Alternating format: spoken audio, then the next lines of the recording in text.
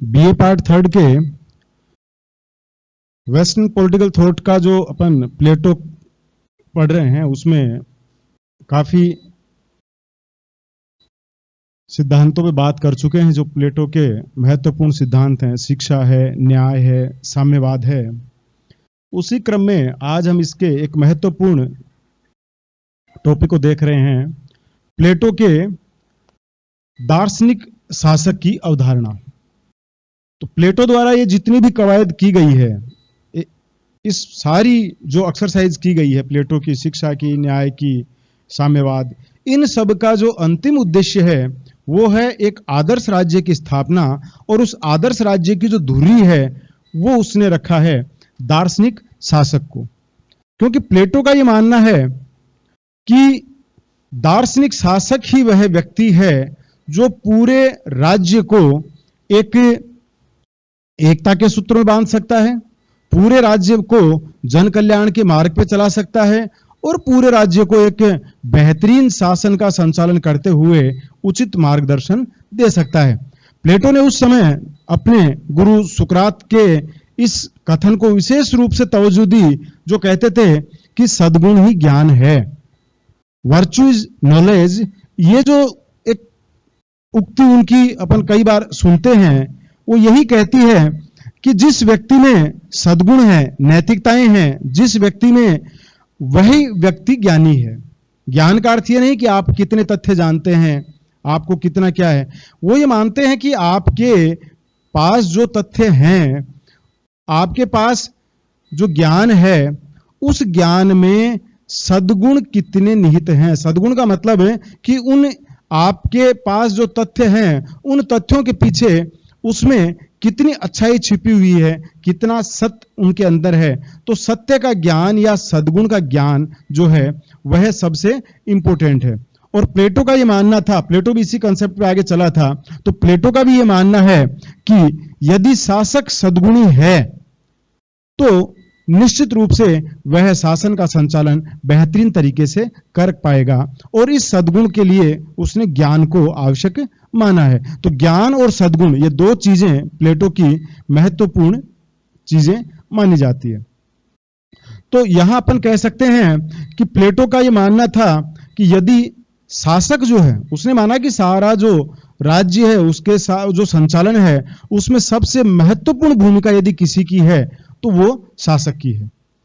तो दार्शनिक शासक की जो अवधारणा है वो उसने यहीं से ली है। उसने मुख्य रूप से ये माना है कि यदि शासक अज्ञानी है, यदि शासक में अज्ञान है, तो अनेक प्रकार की अयोग्यताएं उसमें उत्पन्न हो जाती है। और यही अज्ञान और अयोग्यताएं उसमें कई प्रकार के दोष उत्पन्न कर देती है। और जब दोष उत्पन्न हो गया तो ये कह रहा है कि जब शासक में दोष उत्पन्न हो गया तो उस राज्य में आने वाले दोषों को कोई रोक नहीं सकता है।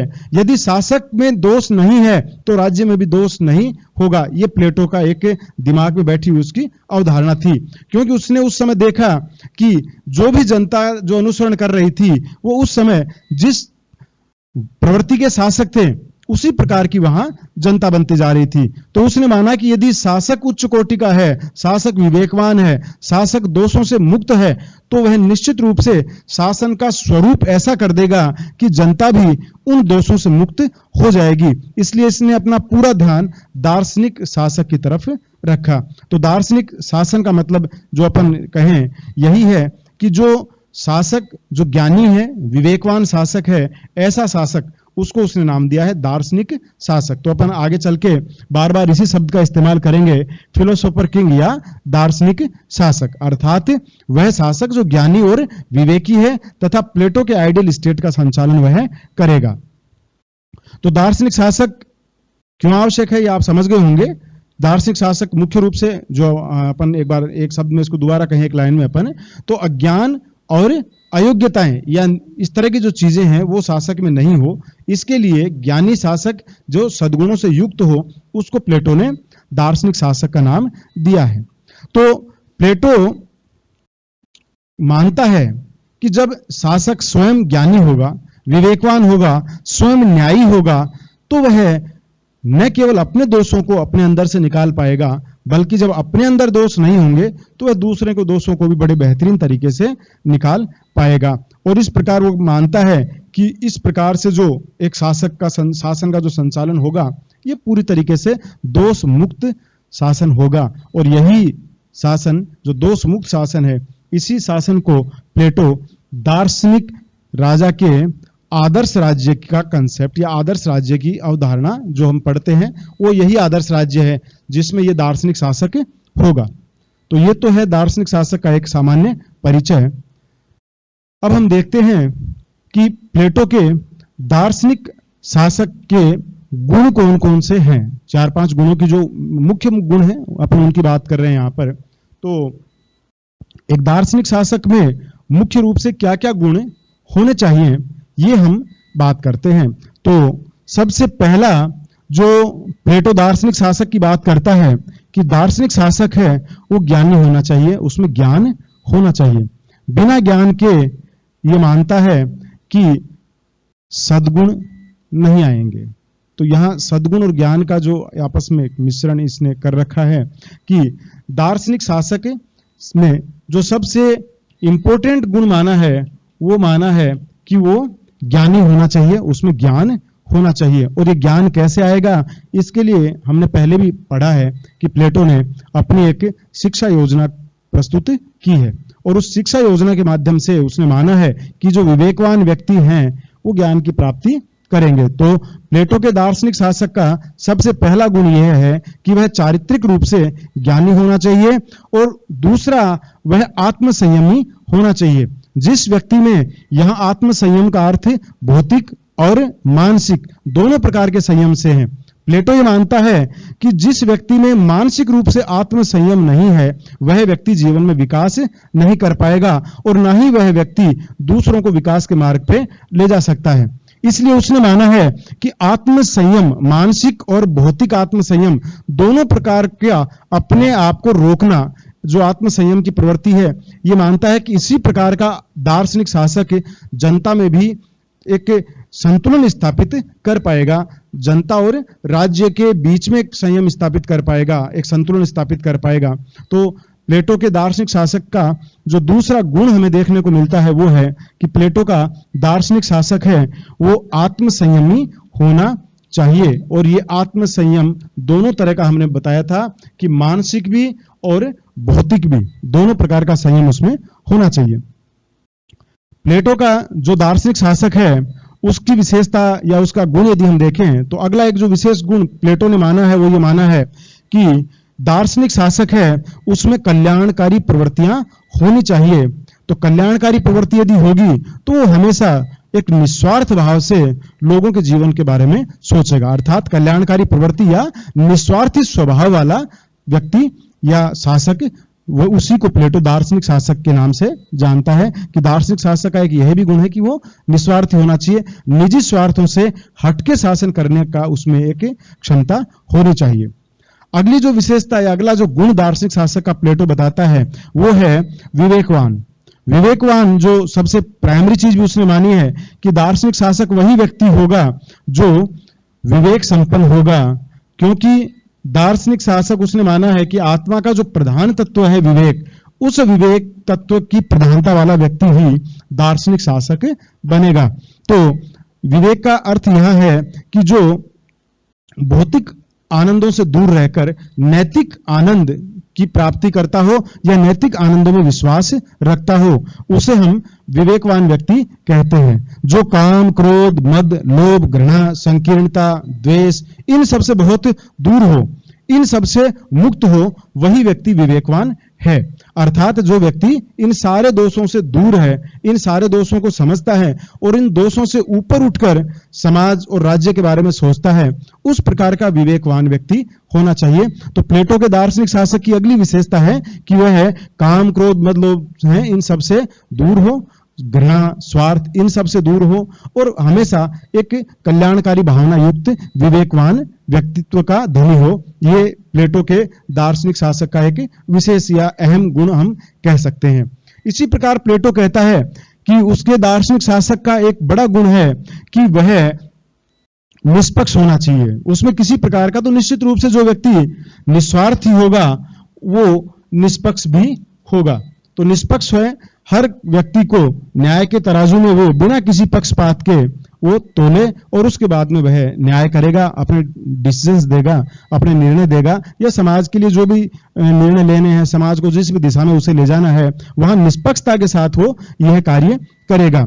और सबसे बड़ी चीज ये है कि प्लेटो का जो दार्शनिक शासक है वो सत्य का अनुगामी होना चाहिए, हमेशा सत्य के मार्ग पर चलने वाला व्यक्ति होना चाहिए।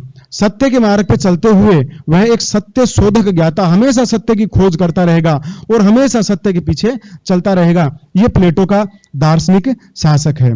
तो प्लेटो ने दार्शनिक शासक के लिए अगली विशेषता जो बताई थी वो ये है कि वो सत्य का अनुगामी होना चाहिए और सत्य शोधक ज्ञाता होना चाहिए, तथा शांत प्रकृति वाला, निस्वार्थी और न्याय प्रेमी व्यक्ति ही प्लेटो का दार्शनिक शासक है। तो अपनी प्रकृति से जो व्यक्ति शांत है, शांत व्यक्ति हमेशा अच्छे डिसीजंस लेता है। ये मनोविज्ञान भी कहता है कि जो व्यक्ति मानसिक रूप से शांत है, जो व्यक्ति नैतिक रूप से आनंद लेने वाला है, जो व्यक्ति नैतिक रूप से अपना क्षमताओं का प्रयोग अधिक करता है, तो शांत प्रकृति वाला व्यक्ति प्लेटो का आदर्श राज्य का दार्शनिक शासक होगा। तो हम कह सकते हैं कि ये कुछ सामान्य विशेषताएं जो उसने बताई है कि प्लेटो का आदर्श जो राज्य है उसका दार्शनिक शासक है, उसमें मुख्य रूप से कौन कौन से गुण होंगे, तो मुख्य रूप से उसने इन गुणों के बारे में बताया है।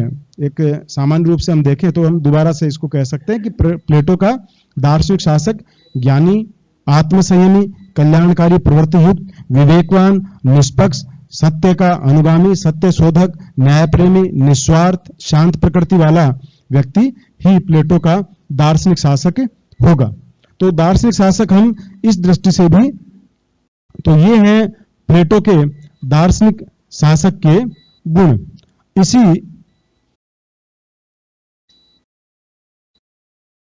तो प्लेटो ने अपने दार्शनिक शासक का जो चयन प्रक्रिया है वो भी उसने बताई थी कि यदि हमें दार्शनिक शासक का चयन करना है तो हम उसका चयन किस प्रकार से करेंगे।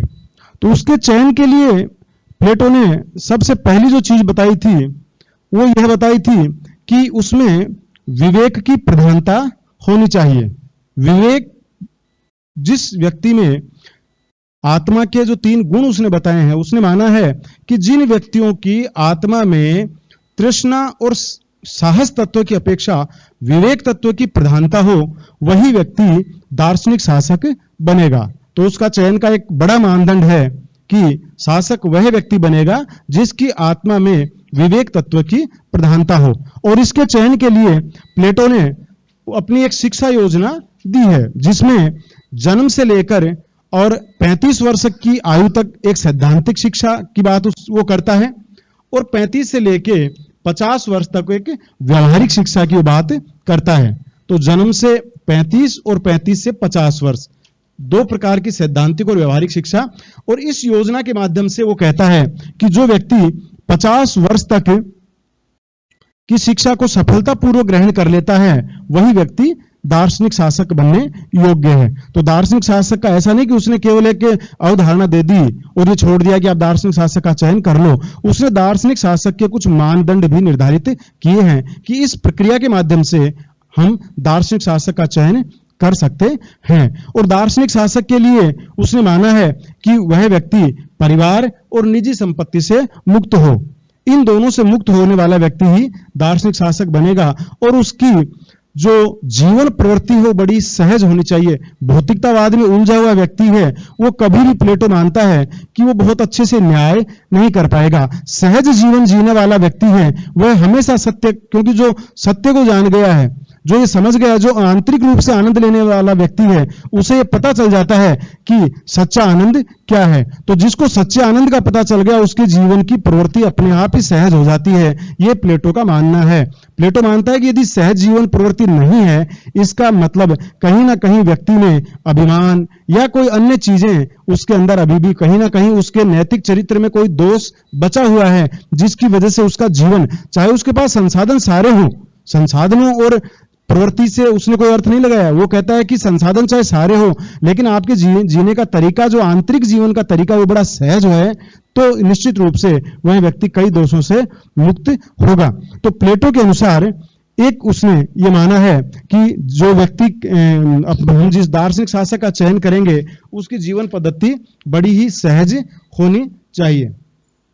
तो ये उसने एक चयन प्रक्रिया बताई है कि वो विवेक प्रधान व्यक्ति होगा, शिक्षा योजना के माध्यम से चुना जाएगा, निजी संपत्ति और परिवारों से मुक्त होगा और उसकी जीवन प्रवृत्ति सहज होगी। तो ये है प्लेटो के दार्शनिक शासक की चयन प्रक्रिया।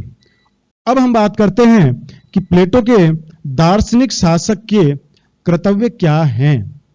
तो अभी तक हमने देखा था कि दार्शनिक शासक है वो किस प्रकार से अपना कार्य करेगा और किस प्रकार से वो चुना जाएगा। चुनने के बाद में जो प्लेटो बताता है कि उसके मुख्य कर्तव्य क्या होंगे, तो वही मुख्य कर्तव्य भी अपन बार बार बात कर चुके हैं कि सबसे पहला कर्तव्य है एक आदर्श राज्य की व्यवस्थाओं को बनाए रखना। प्लेटो जिन जिन आदर्श व्यवस्थाएं बनाता है अपने आदर्श राज्य में, वो सारी आदर्श राज्य की जो व्यवस्थाएं हैं वो बनाने की जिम्मेदारी प्लेटो दार्शनिक शासक को देता है। तो आदर्श राज्य संबंधी जितनी भी चीजें हैं, जितनी भी व्यवस्थाएं हैं, वो सारी प्लेटो का दार्शनिक शासक बनाए रखेगा, ये उसकी ड्यूटी है। दूसरा, जो शिक्षा योजना प्लेटो बताता है कि शिक्षा योजना राज्य के अधीन होगी, शिक्षा योजना किस प्रकार होगी, ये सारी व्यवस्थाएं, जो शिक्षा योजना का जो क्रियान्वयन करने का कार्य है वो भी दार्शनिक शासक का होगा। उसके मार्गदर्शन में समस्त शिक्षा योजना सभी लोगों को दी जाएगी। न्याय व्यवस्था बनाए रखना भी, ये कार्य भी प्लेटो दार्शनिक शासक को देता है कि न्याय व्यवस्था दार्शनिक शासक बनाए रखेगा। न्याय व्यवस्था के अंतर्गत विभिन्न व्यक्तियों को जो भी कार्य आवंटित किए जाएंगे वो कार्य आवंटित यह करेगा, और कार्य आवंटित करने के बाद में उनका सुपरविजन का जो कार्य है वो भी दार्शनिक शासक करेगा कि उन व्यक्तियों द्वारा अपने जो उनको कार्य दिया गया है वो कार्य वो ढंग से या ईमानदारी से कर रहे हैं या नहीं कर रहे हैं। इसी प्रकार प्लेटो एक ड्यूटी देता है दार्शनिक शासक को कि वो संपूर्ण राज्य में एकता को बनाए रखे, क्योंकि एकता बनाए रखना यह भी उसका एक दायित्व है। और यहां विशेष रूप से ध्यान में रखिए कि प्लेटो ने विशेष रूप से इस बात पर बल दिया है कि राजा अनावश्यक अपने राज्य का विस्तार नहीं करेगा। अनावश्यक विस्तार करने से दूसरे राज्यों की भी शांति भंग होती है और स्वयं की भी शांति भंग होती है। उसका ये मानना है कि जब राज्य बड़ा हो जाएगा तो उसके बाद में उनकी जब कंट्रोलिंग पावर से बाहर निकल जाएगा तो वो बेहतरीन शासन नहीं कर पाएंगे। इसलिए प्लेटो कहता है कि एक आइडियल स्टेट है, उसका एक निश्चित सीमाएं हैं, वहीं तक ठीक है, उससे ज्यादा विस्तार करने की राजा को आवश्यकता नहीं है। जनसंख्या और सीमा विस्तार, ये दोनों वो कहता है कि एक निश्चित होनी चाहिए, उससे आगे उनको नहीं बढ़ना चाहिए। एक आइडियल जनसंख्या भी प्लेटो देता है। तो यह कार्य भी दार्शनिक राजा का है कि वह राज्य की एकता बनाए रखे और इतना अपनी सीमाओं को रखे केवल कि वहां संचालन राज्य का बड़े आराम से हो सके। और एक जो प्लेटो कहता है कि दार्शनिक शासक का यह दायित्व बनता है, यह कर्तव्य बनता है कि वो आदर्श राज्य के लिए आवश्यक जितने भी प्रशासनिक जो पद हैं उन पर गुणी व्यक्ति होते हैं, जो उन प्रशासन के योग्य व्यक्ति हैं, योग्य जनों की वहां नियुक्ति करे, ताकि लोग अच्छे से वो शासन कर पाए और पूरी प्रजा को शासन का लाभ मिल पाए। तो ये है प्लेटो के दार्शनिक राजा के कर्तव्य। अगली जो बात हम करेंगे वो हम करेंगे कि प्लेटो के दार्शनिक शासक की जो अवधारणा है क्या सही है, लोगों ने इसको स्वीकार किया है या नहीं किया है। तो इसकी काफी आलोचनाएं की गई है। सेबाइन जैसे लोगों ने इसको स्वीकार नहीं किया है। सेबाइन ने अपनी पुस्तक में लिखा है कि ये एक प्रबुद्ध निरंकुशतावाद हमें कहीं ना कहीं इसमें दिखाई देता है। प्रबुद्ध मतलब जो ज्ञानी व्यक्ति है उनका निरंकुशता, व्यक्ति को उसने विवेकवान मान लिया, ज्ञानवान मान लिया, उसके बाद में प्लेटो ये व्यवस्था करता है कि प्लेटो कहता है कि अब उसके ऊपर कंट्रोल की आवश्यकता नहीं है, उस दार्शनिक शासक के ऊपर उसी के विवेक का कंट्रोल रहेगा।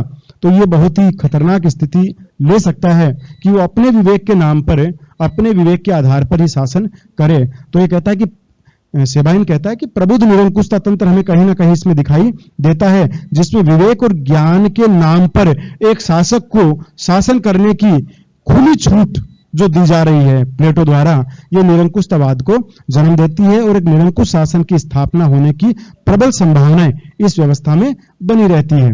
एक आलोचना इस आधार पर की जाती है कि दार्शनिक शासक यदि जिस दार्शनिक शासक की बात प्लेटो करता है, एक आलोचक ये कहते हैं कि ऐसा दार्शनिक शासक है वो व्यवहार में सफल नहीं हो सकता, क्योंकि दर्शन, ज्ञान, ज्योतिष, नक्षत्र, तर्कशास्त्र, ये सारे चीज ज्ञान के लिए ठीक हैं, लेकिन ये कहता है कि केवल इन्हीं चीजों से व्यक्ति बेहतरीन प्रशासन चला सके, इसमें संदेह है।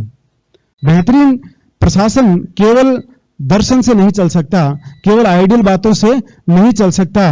यह कहता है कि व्यवहार में यदि सामने वाले कूटनीति करने लग जाएं, दूसरा पक्ष कूटनीति करने लग जाए, दूसरे शत्रु पक्ष कूटनीति करने लग जाए, और आप केवल आइडियल्स में फंसे रहें, आदर्शों में फंसे रहें, तो ये कह रहा है कि उस स्थिति में आपके आदर्श हैं वो उन कूटनीतियों का सामना नहीं कर पाएंगे। हमने भी पढ़ा है, हम जब पढ़ते हैं महाभारत के अंदर, तो जहां भगवत गीता में कई जगह ऐसी चीजें आती है जहां भगवान श्री कृष्ण स्वयं भी कहते हैं कि अधर्म जहां दिखाई दे रहा है तो वहां केवल आवश्यक नहीं है कि व्यक्ति अक्षरशः धर्म के पीछे चलता रहे। अधर्म को समाप्त करने के लिए, असत्य को समाप्त करने के लिए सत्य को कहीं इधर उधर होना पड़ सकता है।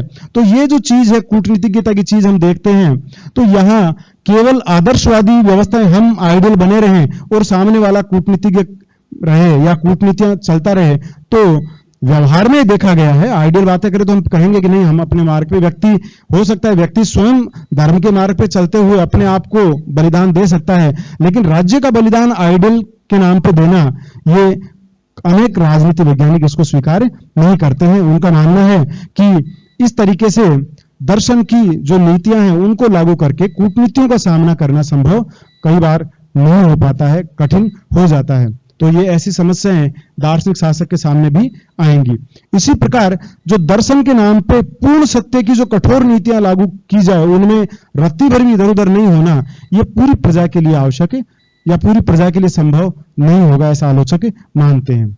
आलोचक मानते हैं कि ऐसी स्थितियों में कई बार प्रशासन को ऊपर नीचे किया जाना पड़ सकता है, क्योंकि राजा है वो बेशक विवेकवान है, दार्शनिक है, लेकिन आम जनता जो है, जो उत्पादक वर्ग है, सैनिक वर्ग है, जिनमें विवेक तत्व थोड़ा कम मानता है प्लेटो, वो वर्ग उनकी पालना किस प्रकार से कर पाएगा, और वहां बड़ी समस्याएं, व्यवहार में बड़ी समस्याएं आएंगी, क्योंकि उनका विवेक उस लेवल का नहीं है जिस लेवल का विवेक दार्शनिक राजा का है। तो इस तरीके से भी इसकी आलोचना की जाती है। और एक बहुत बड़ी आलोचना आप सब जानते हैं कि ये जनतंत्र के विरुद्ध है।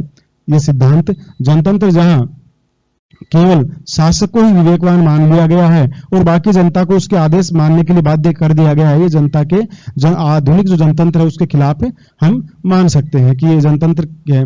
इसी प्रकार से एक बड़ा जनतंत्र के विरोध में ये भी देख सकते हैं कि उत्पादक वर्ग को कोई प्रकार की एक निम्नतर जो स्थिति में रखा गया है, ये बड़ा सोचनीय है, या आज के समय में ये असमानता हम स्वीकार नहीं कर सकते। सभी लोगों को समान अवसर मिलना चाहिए, लेकिन यहां हम देखते हैं कि प्लेटो ने जो दार्शनिक शासक के द्वारा जो वर्ग काम दिया गया है उसमें उत्पादक वर्ग को उसने काफी नीचे रखा है।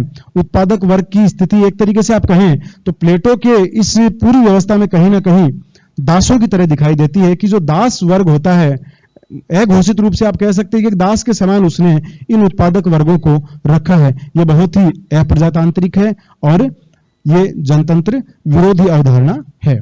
इसी प्रकार इसकी आलोचना एक ही आधार पर भी की जाती है कि इसमें विधि की पूर्णतः उपेक्षा कर दी गई है।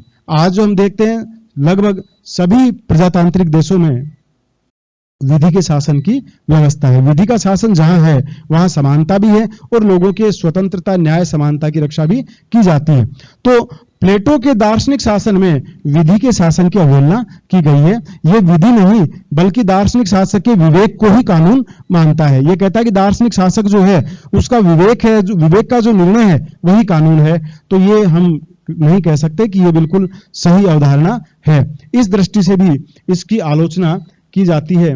और इसी प्रकार कई आलोचक इस दृष्टि से भी इसकी आलोचना करते हैं कि वर्तमान जो राष्ट्रीय राज्य, जिस तरह बड़े राष्ट्रीय राज्य हैं, उनमें भी प्लेटो के इस सिद्धांत को लागू नहीं किया जा सकता। आज जो बड़े बड़े राज्य हैं, बड़े जो राष्ट्रीय राज्य बन गए हैं, इसमें प्लेटो का एक व्यक्ति का दार्शनिक शासक लागू करना संभव नहीं है।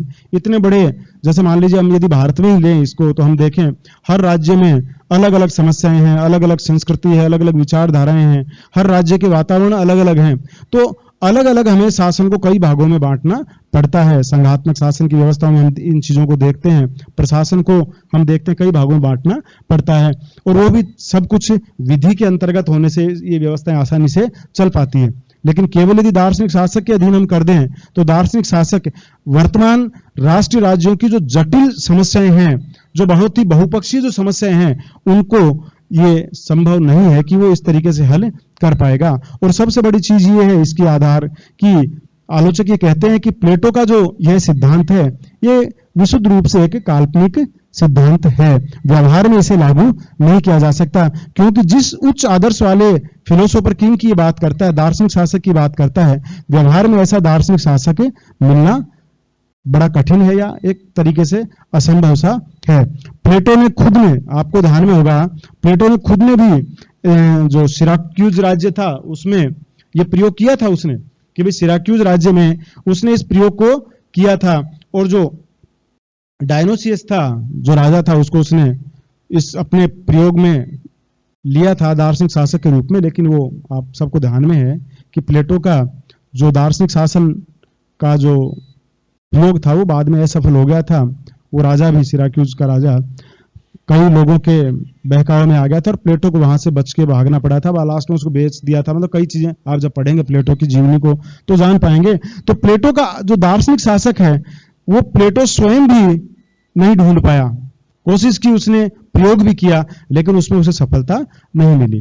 तो ये सारी चीजें होने के बावजूद भी हम केवल इतना कह सकते हैं कि प्लेटो के दार्शनिक शासक के सबसे बड़ा जो महत्व यदि हम देखें इसका तो यह है कि आज भी इसमें कोई संदेह नहीं है कि विवेकवान, ज्ञानी, न्यायी, निष्पक्ष, ये आज भी राज्य का संचालन करने वाले जितने भी अधिकारी हैं उन सब अधिकारियों के लिए आवश्यक है कि वो नैतिक चरित्र से उच्च हों, आंतरिक दृष्टि से सोचने वाले हों, भौतिकतावाद में उनका बहुत ज्यादा लगाव नहीं हो, और सबसे बड़ी चीज है कि न्याय प्रेमी हो, सत्य का साथ देने वाले हो, तो निश्चित रूप से शासन का संचालन बेहतरीन तरीके से हो पाता है। लेकिन प्लेटो द्वारा बिना विधि के केवल एक आदर्श राज्य की स्थापना के लिए दार्शनिक शासक का जो कल्पना है वो व्यवहार में संभव नहीं हो पाई। तो यह है प्लेटो के दार्शनिक शासक की अवधारणा। धन्यवाद।